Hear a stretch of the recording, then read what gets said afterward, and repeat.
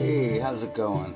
Wow, am I ever psyched to bring you this band today. If you've looked at my shows and you haven't looked up any other band, please make this the first one. You need to toss them some love because they are amazing. This is Wolf People. They're an English psychedelic rock band from 2005. And Bedford is about 45 miles northeast of London, making it a suburb. Jack Sharp, Joe Hollick, Dan Davies, and Tom Watt. 14-year-old Jack Sharp heard drumming coming from Tom Watt's house, so Sharp knocked on the door and asked Waits to join the band. Well, he said sure, but that the drumming you heard was my sister. I don't know how to play. So Sister Lucy selflessly taught her brother how to play, and he got the gig. Wolf People. The O's in the logo look like saltwater taffy. And the boys worked on hip-hop rhythms until Sharp became enamored with an old Pentangle album he had bought to sample, and the music threw a switch inside of him, and began listening to Anne Briggs, Shirley Collins, and the Young Tradition, and began writing lyrics influenced by folk and Captain Beefheart, making Wolf People folk rock comparable to Fairport Convention and Jethro Tull.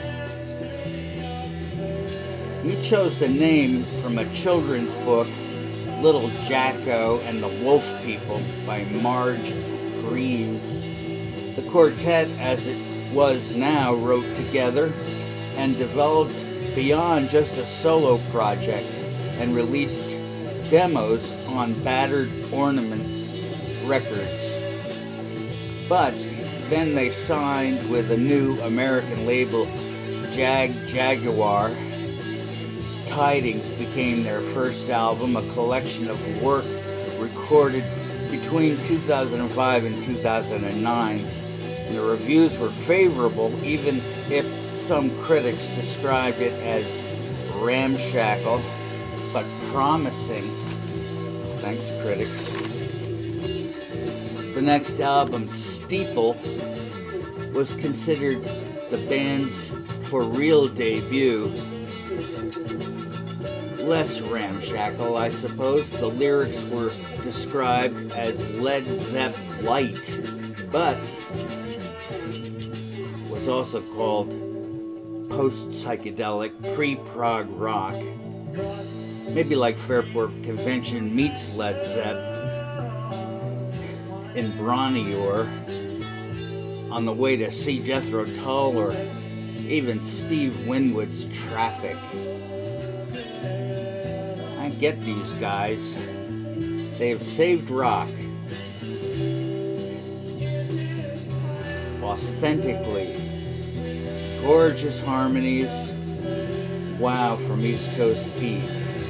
There had been 2 more albums, Fane in 2013 and Ruins in 2016.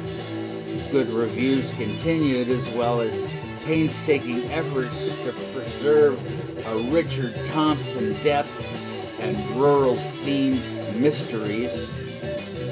The instruments are authentic, analog, and are the recordings.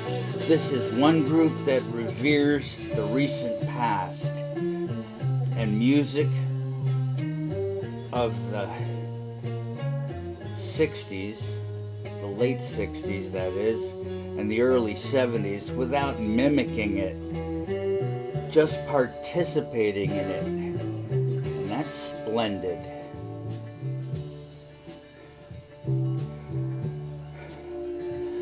Now, Fane, it's got Empty Vessels, All Returns, everything this band tries to do They do well. Excellent clean vocals and harmonies, melodic riffs, semi-gentle giant-esque, yet simpler patterns. They have not out there. They are somewhere between here and out there, I suppose. The two guitars intertwine confidently. The rhythm section is plenty for this somewhat softer Fairport convention-like approach, when the fire is dead and the grate is earthy, tinged with a multicolored soundscape. This is simple, one-off, definitely one of our best new bands. Athol is eerie, a hint of bittersweet, autumnal gusting, bare trees chill. I love that twisted O. Answer. NRR Hesperon Excelsior. I told you I was excited about this band. You can see why. Yeah, I like to think I used to sound this good. Probably not, but yeah, I like to think it. Listen, y'all take good care. I'll be back with another band shortly.